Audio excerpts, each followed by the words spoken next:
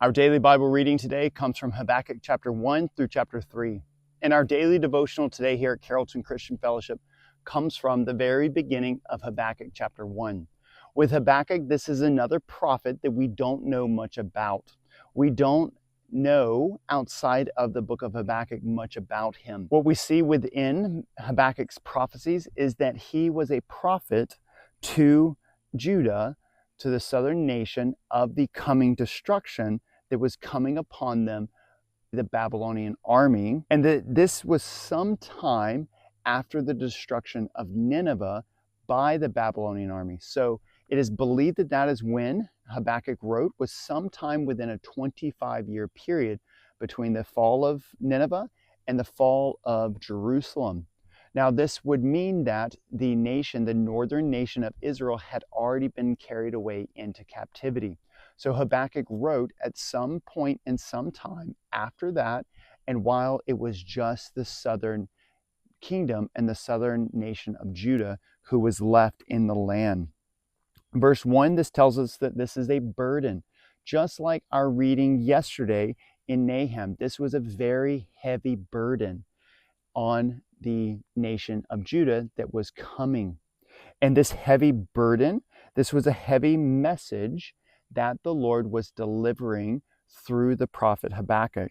Verses 2 through 4, Habakkuk asked the Lord why he sees the delay in judgment, why it seems that the Lord is delaying in judging the violence and the wickedness that is all around him, that Habakkuk is looking at all the violence, that Habakkuk is having to watch the iniquity of those around him, of his countrymen.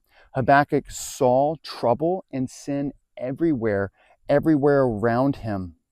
And these should be common questions from the individual who seeks and follows after the Lord and the things of the Lord. They should be asking, Lord, what is going on? Why do I see all of this violence, yet while I am living for you? So this would have been a time that would have been after the reforms of Josiah. It is believed that Habakkuk may have lived through the time of Josiah's reform. So now Habakkuk is sitting here saying, wow, all this great things, but yet why? Why did they turn and forsake so quickly?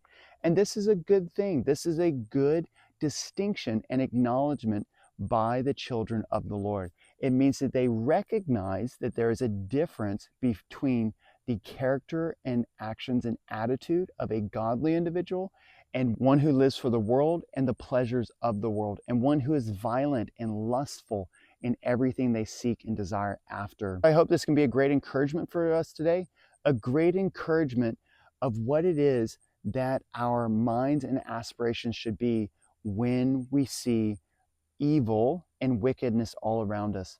That this should encourage us that we do see a distinction, that we are not blinded to the things of the Lord and the things of the world. We know and we still have God's Spirit living and dwelling within us, and God's Spirit prompting and convicting us that what we see out there and what we see, the violence, is not what is godly. So I hope this again will be a great encouragement for us today, a great encouragement in our trials and difficulties, whether we see them around us or whether we see it being afflicted upon us. And so I hope that this will be a good encouragement as we go forward in the days and times that we find ourselves in. And we look forward to seeing you tomorrow. So take care, have a blessed one, and we'll see you then.